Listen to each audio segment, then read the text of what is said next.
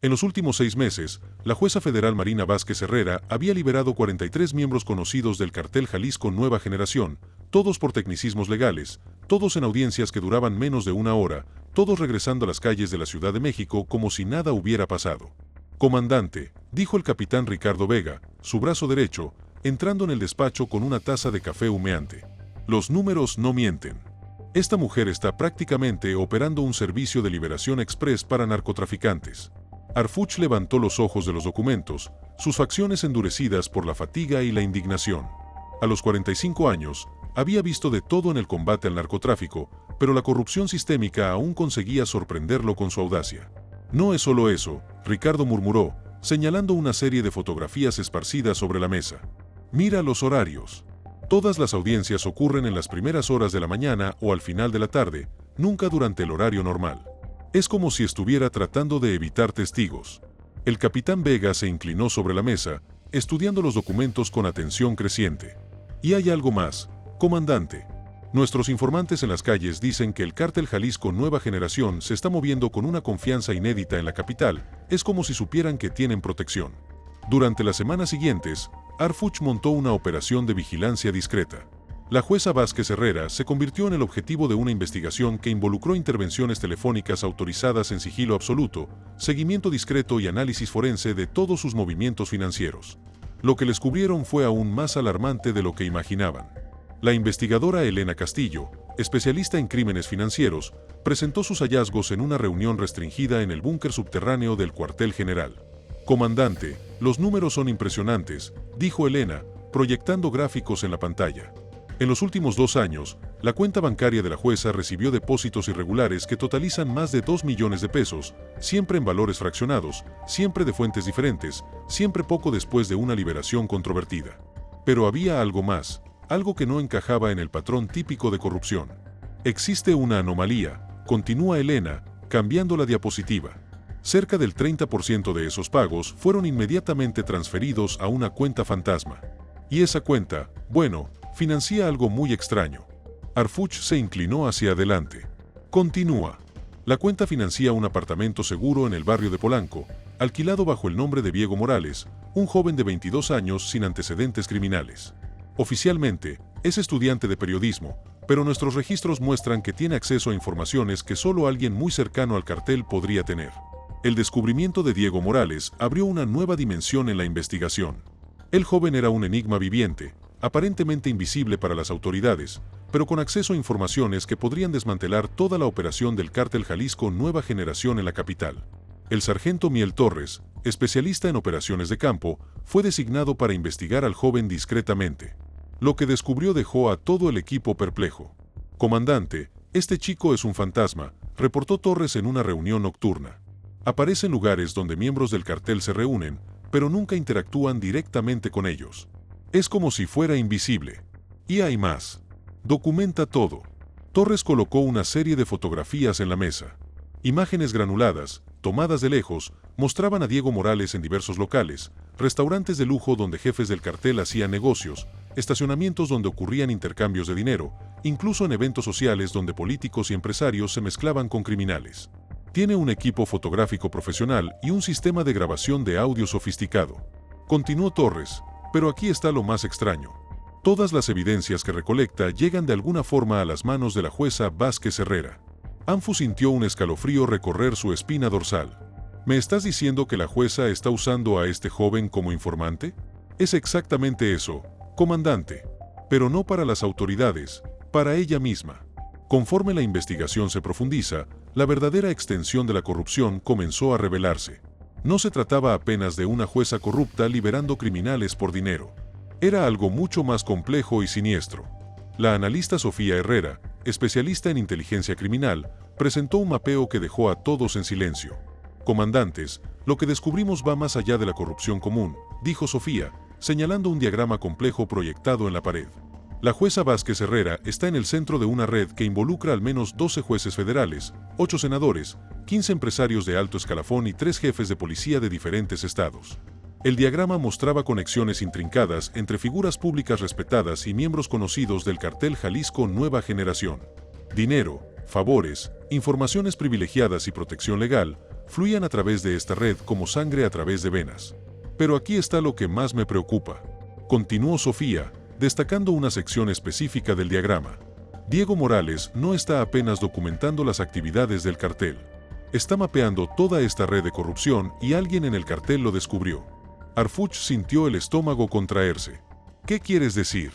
En las últimas 2 semanas, 3 personas que tuvieron contacto con Diego Morales desaparecieron. Un mesero que trabajaba en un restaurante donde solía fotografiar reuniones, un taxista que lo transportaba regularmente y una empleada de limpieza de un edificio comercial donde instaló equipos de grabación. El silencio que siguió fue ensordecedor. SWAT durante una operación de vigilancia nocturna que la verdad más perturbadora salió a la luz. El detective Carlos Méndez, infiltrado como empleado de limpieza en el Tribunal Federal, descubrió algo que cambiaría completamente la percepción del equipo sobre la jueza Vázquez Herrera. «Comandante, necesita ver esto», dijo Carlos irrumpiendo en el despacho de Harfuch a las 3 de la madrugada, cargando una carpeta de documentos. En contraste, en la caja fuerte personal de la jueza, no es solo corrupta, está conduciendo su propia operación. Los documentos revelaron una realidad impactante.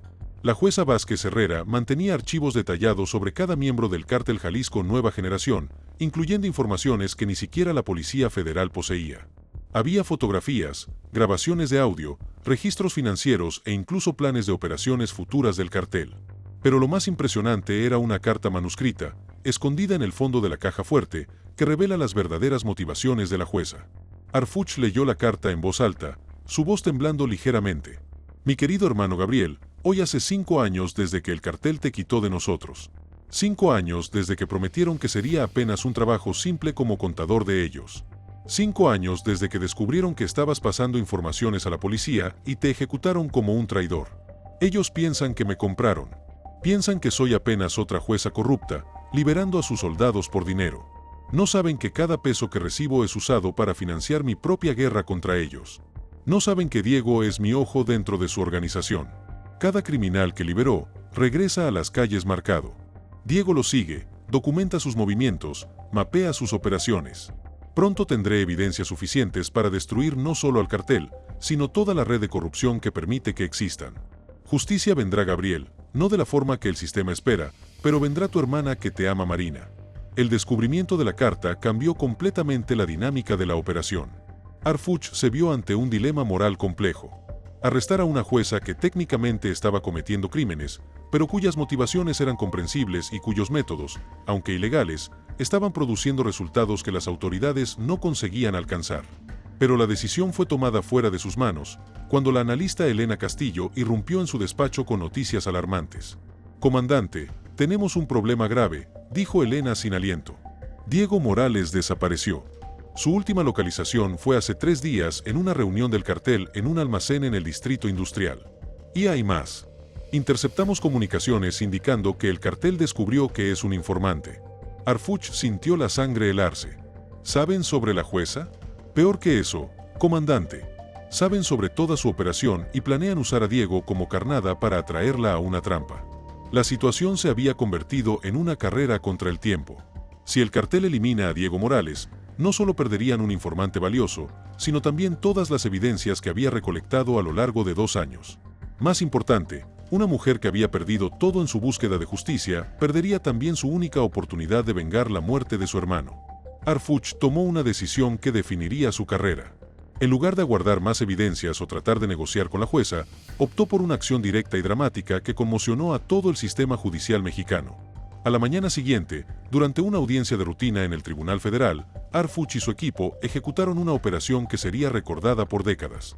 La jueza Vázquez Herrera estaba presidiendo la audiencia de Roberto El Cuervo Salinas, un teniente del cartel Feliz con Nueva Generación, arrestado por tráfico de drogas. Como de costumbre, se preparaba para liberarlo por un tecnicismo legal. Cuando las puertas del tribunal se abrieron dramáticamente, Harfuch entró seguido por un equipo de élite, todos vestidos con chalecos antibalas y armados. El silencio que se abatió sobre el tribunal fue absoluto. La jueza Marina Vázquez Herrera, dijo Harfuch, su voz resonando por la sala, está arrestada por corrupción, obstrucción de la justicia y asociación criminal. El shock en el rostro de la jueza fue genuino, pero no por el motivo que todos imaginaban. Sus ojos se fijaron en Harfuch con una expresión de desesperación. «Comandante», susurró, «no entiende, tienen a Diego, si me arresta ahora, él morirá. Fue entonces que Harfuch hizo algo que sorprendió a todos. En lugar de simplemente esposarla y llevársela, se acercó y susurró algo en su oído, que hizo que los ojos de ella se llenaran de lágrimas. Sé sobre su hermano, sé sobre Diego, y sé dónde está. Lo que Harfuch descubrió en los documentos secretos de la jueza lo había dejado en estado de shock, no solo por la extensión de la corrupción revelada, sino por el descubrimiento de que su propia organización estaba comprometida. En los archivos de Vázquez Herrera encontró evidencias de que el capitán Ricardo Vega, su propio brazo derecho, había estado pasando informaciones al cartel por más de un año. Cada operación que habían planeado, cada movimiento que habían hecho en la investigación, todo había sido reportado a los criminales. Más impactante aún fue descubrir que la desaparición de Diego Morales no había sido accidental. Vega había deliberadamente filtrado la localización del joven al cartel, sabiendo que esto resultaría en su captura o muerte. Durante el transporte de la jueza a la prisión, Harfuch tomó una decisión que violaba todos los protocolos. En lugar de llevarla directamente a la comisaría, hizo un desvío a un lugar seguro donde podrían conversar sin interferencias. «Tienes 5 minutos para contarme todo», dijo Harfuch, mirando directamente a los ojos de la jueza. «¿Dónde está Diego? ¿Qué exactamente descubrieron? ¿Y quién más está involucrado?» Vázquez Herrera, percibiendo que su única oportunidad de salvar a Diego y completar su misión dependía de la cooperación con Harfuch, comenzó a revelar secretos que harían temblar los cimientos del poder en México. «Diego no es apenas un informante», comenzó, su voz temblorosa pero determinada.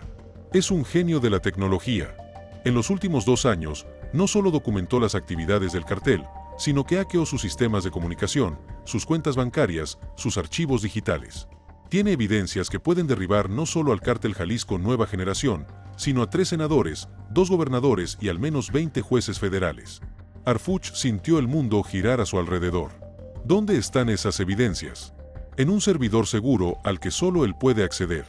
Y si muere, no necesitó terminar la frase. Con las informaciones proporcionadas por la jueza, Harfuch montó rápidamente una operación de rescate que sería una de las más arriesgadas de su carrera.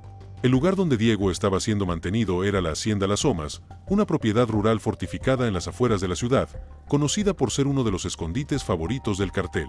Pero antes de partir para el rescate, Harfuch tuvo que lidiar con la traición en sus propias filas. Confrontar a Ricardo Vega fue uno de los momentos más difíciles de su vida profesional. «¿Cuántos años de amistad, Ricardo?», preguntó Harfuch, cuando confrontó a su capitán con las evidencias. «¿Cuántas operaciones sabotaje? ¿Cuántas vidas se perdieron por causa de tu traición?». Vega, acorralado y sin salida, finalmente confesó.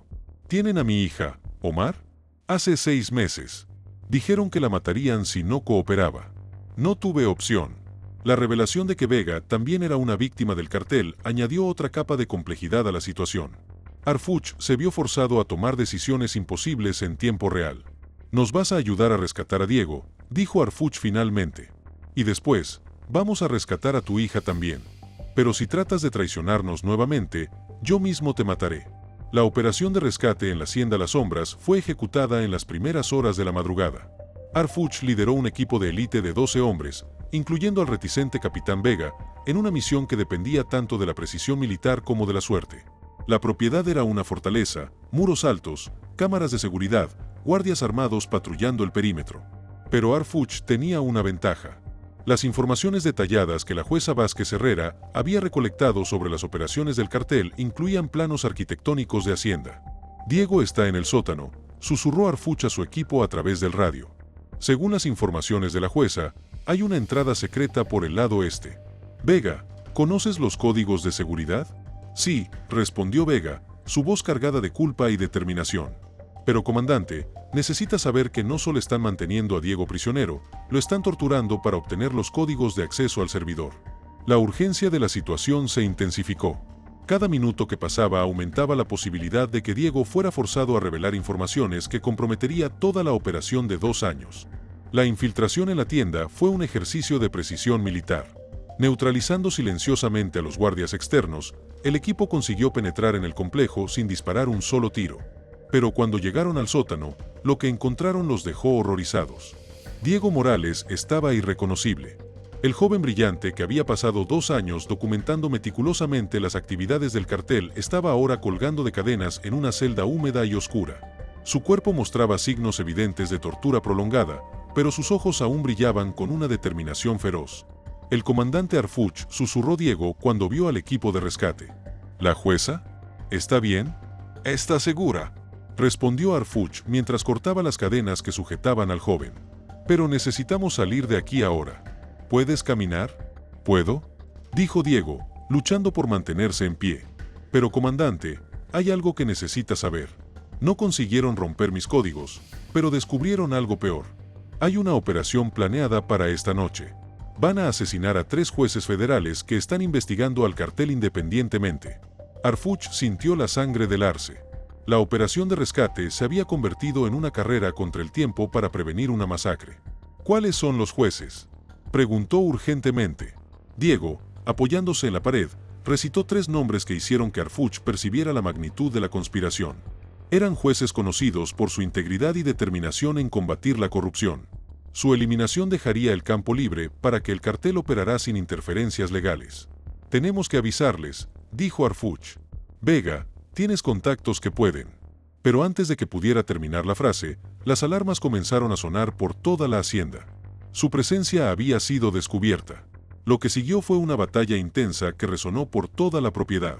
Miembros armados del cartel surgieron de todos los rincones, transformando la operación de rescate en una guerra urbana en miniatura. Arfuch y su equipo, cargando al herido Diego Morales, tuvieron que luchar para abrirse camino hasta la salida.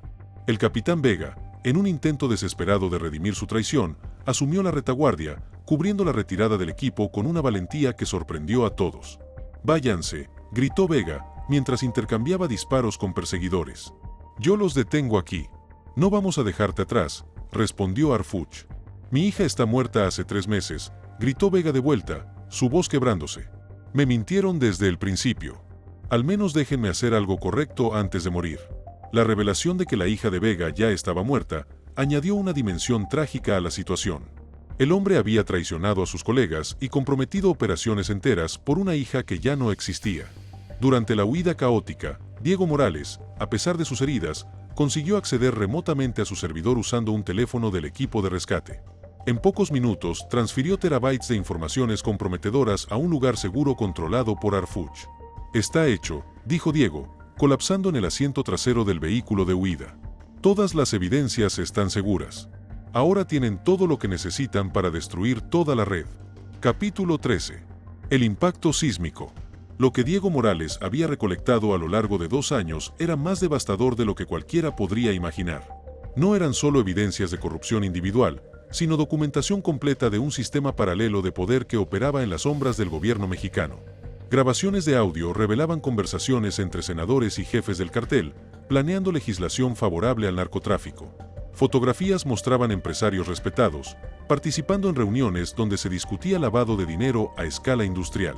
Documentos financieros trazaban el flujo de millones de dólares desde laboratorios de drogas hasta campañas políticas. Pero tal vez lo más impactante fueron los videos que mostraban autoridades policiales de alto escalafón, no solo recibiendo sobornos, sino participando activamente en operaciones del cártel, incluyendo ejecuciones y secuestros. Cuando Arfuch comenzó a revisar el material con su equipo, la magnitud de la corrupción lo dejó físicamente en estado de coma. «Dios mío», murmuró el sargento Torres, mirando una fotografía que mostraba al senador Alejandro Ramírez entregando personalmente una maleta de dinero al líder del cártel Jalisco Nueva Generación. «Este hombre está en la Comisión de Seguridad Pública del Senado.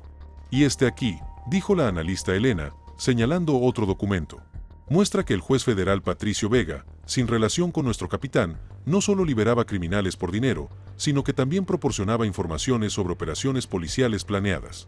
La divulgación de las evidencias recolectadas por Diego Morales causó un terremoto político sin precedentes en la historia moderna de México. En cuestión de horas, después de que Arfuch entregara el material a las autoridades competentes, una cascada de eventos comenzó a desarrollarse. El senador Alejandro Ramírez fue encontrado muerto en su despacho, aparentemente por suicidio, pero con señales que sugerían ejecución. 3 jueces federales renunciaron inmediatamente y huyeron del país. 2 jefes de policía estatal simplemente desaparecieron, dejando atrás familias y carreras. Pero la reacción más sorprendente vino del propio sistema judicial.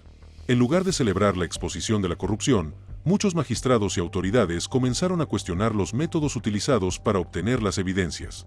Lo que la jueza Vázquez Herrera hizo fue técnicamente ilegal, declaró el presidente del Tribunal Superior, magistrado Rodrigo Santamaría, en una rueda de prensa. Independientemente de sus motivaciones, violó principios fundamentales del debido proceso legal.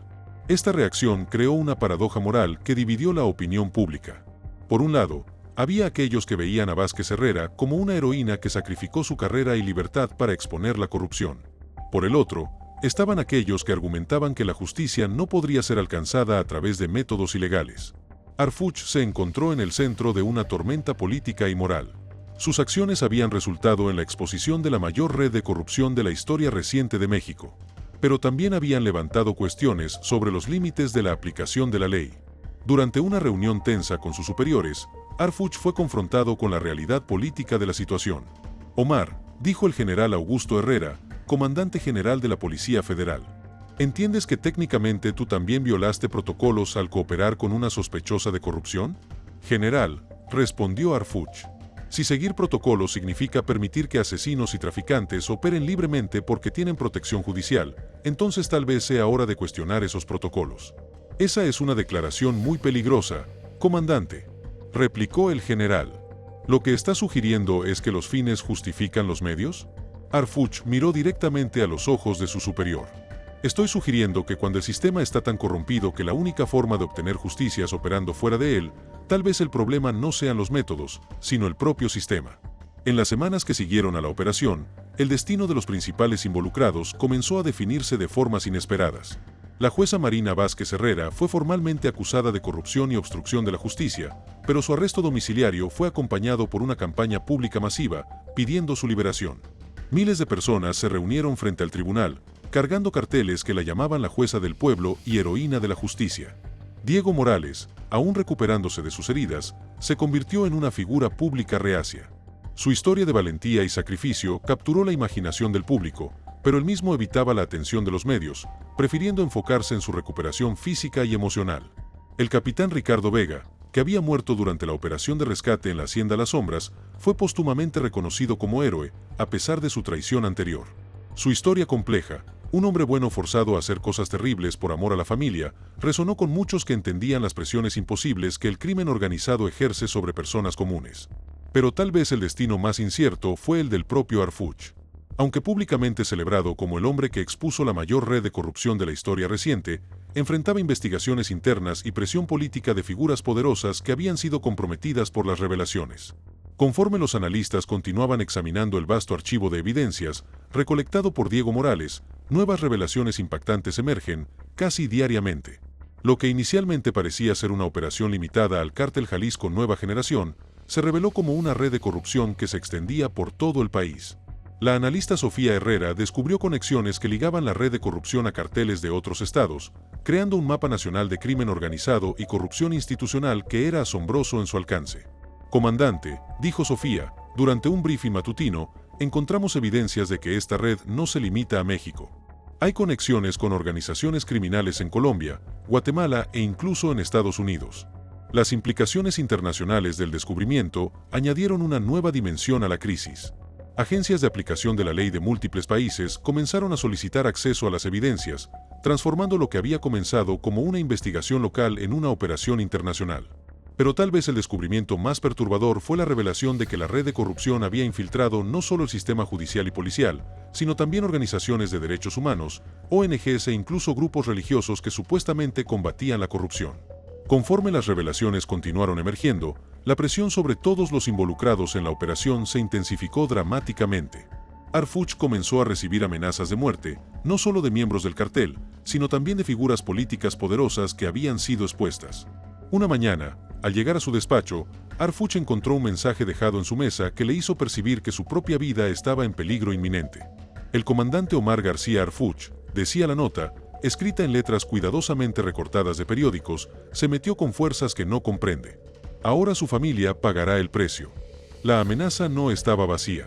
Esa misma tarde, la esposa de Harfuch llamó en pánico para informar que hombres sospechosos habían sido vistos observando la casa de la familia. Sus hijos, que frecuentaban una escuela particular en la ciudad, reportaron haber notado el mismo carro siguiéndolos por varios días. Harfuch se vio forzado a tomar una decisión que ningún policía debería tener que tomar: continuar su investigación y poner a su familia en riesgo, o retroceder y permitir que la corrupción continuara impune. En una noche lluviosa, Harfuch se encontró solo en su despacho, rodeado por pilas de evidencias que podrían cambiar el curso de la historia de México. El peso de la responsabilidad que cargaba era casi insoportable. Su reflexión fue interrumpida por una llamada inesperada. Era Diego Morales, llamando desde un lugar seguro, donde se estaba recuperando. «Comandante», dijo Diego, su voz aún débil pero determinada. «Sé que está enfrentando presiones para parar la investigación. Quiero que sepa que entiendo si decide retroceder. Ya hizo más de lo que cualquiera podría esperar». «Diego», respondió Harfuch, «arriesgaste tu vida por 2 años para recolectar esas evidencias. ¿Cómo puedo simplemente rendirme ahora?». «Porque», dijo Diego después de una pausa, «a veces la valentía está en saber cuándo parar», expuso la red, plantó las semillas del cambio. Ahora otras personas necesitan continuar el trabajo. La conversación con Diego hizo que Harfuch percibiera algo fundamental. Su misión no era destruir toda la corrupción de México solo, sino crear las condiciones para que otros pudieran continuar la lucha.